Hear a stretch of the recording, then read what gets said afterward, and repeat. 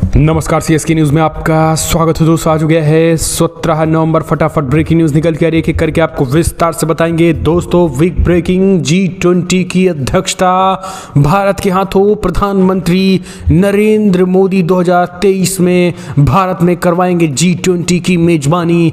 1 minute 55 second में दिवाली में कैसे बीता। दूसरी बड़ी अपडेट, ऋषि सुनक पीएम के बीच बड़ी डील होते ही ऋषि सुनक ने लिया ऐतिहासिक फैसला। भारतवंशियों के लिए खोल दिया ब्रिटेन का दरवाजा। मुसलमानों को लगा झटका, पाकिस्तानी मुस्लिमों को ब्रिटेन से निकालेंगे। तीसरी बड़ी अपडेट निकल के आई है दोस्तों, बिग ब्रेकिंग, जहां G20 में जमकर नोकझोंक। चीनी राष्ट्रपति को चारों तरफ से घेरा, कई राष्ट्राध्यक्षों ने दिखाया आईना। कनाडा के पीएम के साथ तो तीखी नोकझोंक भी होती दिख गई।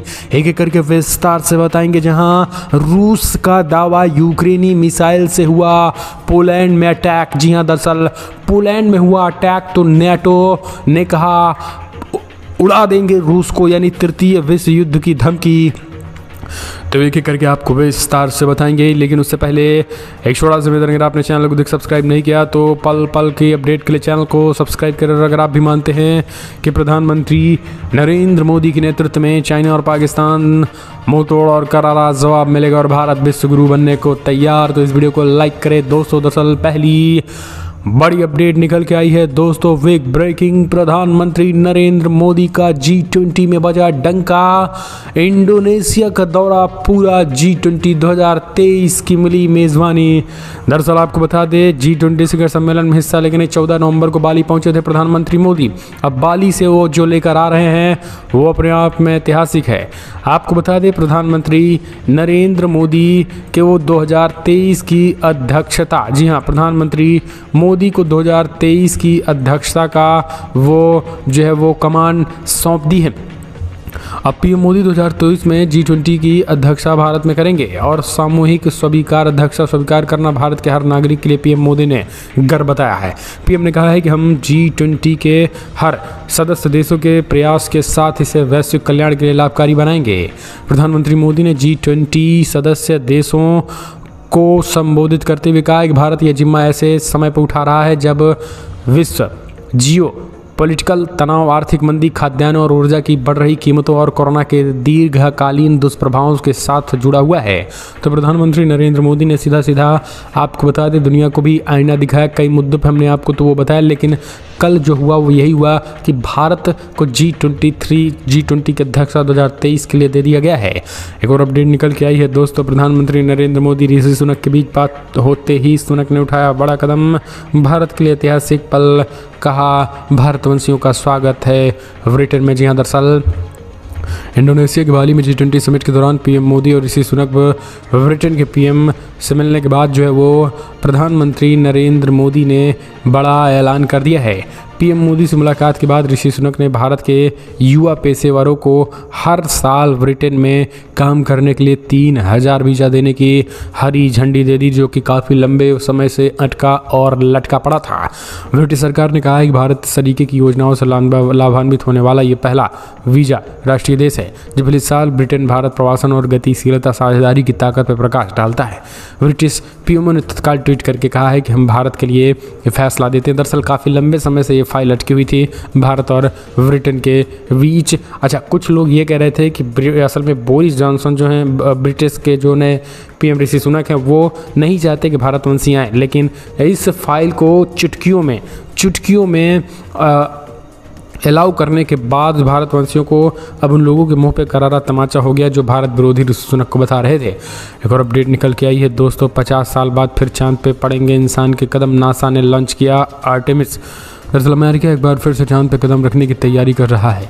इस दिशा में नासा ने बड़ा कदम उठाया है। नासा ने बुधवार को आर्टेमिस 1 मिशन के तहत आरियन स्पेसशिप को लॉन्च किया है और ये स्पेसशिप 42 दिनों में चंद्रमा का चक्कर लगा के वापस आ जाएगा। इस लॉन्चिंग से पहले मिशन को तकनीकी खराबी की वजह से 10 मिनट के लिए रोक दिया गया था। इससे पहले भी तकनीकी खामी की वजह से 2 बार लॉन्चिंग रोकी गई थी। माइथोलॉजी के हिसाब से आर्टेमिस एक देवी का नाम है।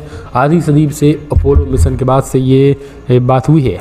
एक और अपडेट निकल के G20 में भिड़े शी जिनपिंग और कनाडा के PM, कई और राष्ट्राध्यक्षों के साथ हुई तीखी नोकझोंक। चीन के राष्ट्रपति शी जिनपिंग और कनाडा के PM जस्टिन ट्रूडो के बीच बाली में G20 समिट के दौरान तीखी नोकझोंक हो गई है। इसका एक वीडियो भी सामने आ गया है। शी जिनपिंग जस्टिन ट्रूडो से मीडिया लीक के मुद्दे पे चर्चा कर रहे थे और इस पर आपत्ति जता रहे थे। हालांकि इसके बाद जस्टिन ट्रूडो जिनपिंग को सीधा और सपाट जवाब देते दिखे। दरअसल जिनपिंग कनाडा के PM से कहते हैं कि हमने जो कुछ भी चर्चा किया है वो कागजों में लीक हो गई है, यह सही नहीं है। वहीं ट्रूडो इसका जवाब देते हुए कहते हैं कि कनाडा स्वतंत्र और स्पष्ट संवाद में विश्वास करता है, हमें इसे जारी रखेंगे। और उन्होंने कहा कि ऐसी कई चीज़ें होंगी जिन पर हम असहमत भी होंगे, लेकिन हम उसे आगे बढ़ाएंगे। शी जिनपिंग, आपको बता दें, द ग्लोब एंड मेल की रिपोर्ट के मुताबिक शी ने कहा कि हमने जो कुछ भी कहा है वो अखबारों में लीक हो गया है, ये ठीक नहीं है। उन्होंने कहा है कि अगर आप सच्चे हैं तो हमें एक दूसरे के साथ सम्मानजनक तरीके के साथ संवाद करना चाहिए, यही नहीं ये कहना मुश्किल होगा कि परिणाम क्या होगा। वहीं ट्रूडो ने भी इसका जवाब दिया। हालांकि चाइना भी पूरी तरीके से कोरोना को फैलाने और अपने पड़ोसी देशों पे दादागिरी दिखाने को लेकर पहली बार शी जिनपिंग इतने बड़े मंच पे पहुंचे काफ़ी दिनों के बाद। तो इसी की वजह से कई राष्ट्राध्यक्षों ने जो है वो शी जिनपिंग से तीखी नोकझोंक भी हुई है। एक और अपडेट निकल के आई है। पोलैंड पे रूस ने दागी मिसाइल, नाटो ने कहा होगा तृतीय विश्व युद्ध। जी हाँ, दरअसल आपको बता दें, रूस ने पोलैंड पे मिसाइल हमले की बात को खारिज कर दिया। पोलैंड में मिसाइल गिरने पर रूसी रक्षा मंत्रालय ने बयान जारी किया है। पोलैंड पे मिसाइल गिराने की रिपोर्ट्स को गलत बताया है। रूस ने कहा कि मामले को तूल देने के लिए ऐसी खबरें फैलाई जा रही हैं। रूस के खिलाफ नाटो देशों को उकसाने की कोशिश की जा रही है। रूस का कहना है कि पोलिश क्षेत्र में यूक्रेनी एयर डिफेंस मिसाइल के कारण विस्फोट हुआ और ये भी कहा गया है कि सीमा के 35 किलोमीटर के पास तक रूस ने कोई मिसाइल नहीं दागी। रक्षा मंत्रालय यानी रूस ये कह रहा है कि हमने भाई कोई मिसाइल नहीं दागी है, जबकि पोलैंड कह रहा है कि यूक्रेन कह रहा है, पोलैंड कह रहा है कि रूस की तरफ से जो है ये मिसाइलें आई हुई हैं। ऐसे में पूरी तरीके से टकराहट जो है वो बढ़ती चली जा रही है। एक और अपडेट निकल के आई है दोस्तों, बिग ब्रेकिंग आपको बता दें अमेरिकी राष्ट्रपति चुनाव में कितनी मजबूत है ट्रंप की दावेदारी, पार करनी होगी अगली परीक्षा। दरअसल आपको बता दें बड़ी खबर निकल के आई, अमेरिका में 2024 में चुनावी राष्ट्रपति चुनाव होने जा रहे हैं। इसके लिए चुनावी सरगर्मियां तेज हो गई हैं। ऐसे में डोनाल्ड ट्रंप ने भी अपनी दावेदारी का ऐलान कर दिया है और वो रिपब्लिकन पार्टी की ओर से राष्ट्रपति पद की दौड़ में हैं। लेकिन देश की सर्वोच्च कुर्सी तक पहुंचने से पहले उन्होंने अपनी पार्टी के भीतर एक बड़ी अग्नि परीक्षा पास करनी होगी। और इसकी वजह यह है कि अमेरिका में राष्ट्रपति चुनाव की वो प्रक्रिया बहुत जटिल और लंबी है। यहाँ के दोनों प्रमुख राजनीतिक दल डेमोक्रेटिक और रिपब्लिकन अपने अपने उम्मीदवार का चयन कर रहे हैं। एक और अपडेट आपको बता दें, फ्रांस के राष्ट्रपति के साथ PM मोदी की मुलाकात। राष्ट्रपति मैक्रो बोले, देश दुनिया में आतंकवाद से हमें लड़ना होगा, शांति के लिए समान एजेंडा जरूरी। दोस्तों, इंडोनेशिया के बाली शहर में आज G20 शिखर सम्मेलन के दौरान PM मोदी कई राष्ट्राध्यक्षों के साथ बातचीत की है, लेकिन 2-3 राष्ट्राध्यक्षों के साथ उनकी चर्चा रही है, खास करके अमेरिका, ब्रिटेन, फ्रांस के राष्ट्राध्यक्ष के साथ मिलकर इमैनुअल मैक्रो के साथ जो बातचीत हुई है उसमें ये है टेररिज्म, आतंकवाद से पीड़ित फ्रांस भी रहा है और भारत भी रहा है।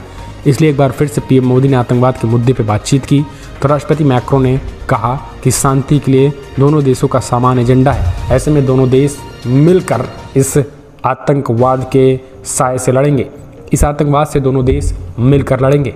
इसके साथ ही उन्होंने रक्षा, परमाणु ऊर्जा, व्यापार, खाद्य सुरक्षा के क्षेत्रों में भी सहयोग, भारत का सहयोग पर, दोनों देशों से एक दूसरे का सहयोग पर जोर दिया। उन्होंने कहा कि जितनी ज़्यादा से ज़्यादा इस मंदी के दौर पे हम एक दूसरे का सहयोग करेंगे, दुनिया में इस दौड़ में हम दोनों देश उतनी ही आगे के साथ निकलेंगे। बात फ्रांस के राष्ट्रपति की भी सही है। एक और अपडेट निकल के आई है दोस्तों, आपको बता दें बिग ब्रेकिंग अगली, जहां ट्विटर के ऑफिस में ही सो रहे हैं एलन मस्क, दिन रात कर रहे हैं काम। जी हाँ, दरअसल साल 2018 में एलन मस्क रात भर काम करते थे और कैलिफोर्निया और नेवादा में टेस्ला के कारखानों में ही सो रहे थे। इसके पीछे वजह बताई थी, कंपनी टेस्ला के मॉडल 3 का प्रोडक्शन बढ़ाने के लिए काफ़ी मेहनत की थी और अब पिछले दिनों मस्क ने ट्विटर खरीद लिया तो उनकी काफ़ी फोकस ट्विटर पर आ गई है और रात में ट्विटर हेडक्वार्टर में ही सो रहे हैं। हाल ही में मस्क ने कहा है कि वो ट्विटर के सैन फ्रांसिस्को मुख्यालय में रात भर काम कर रहे हैं।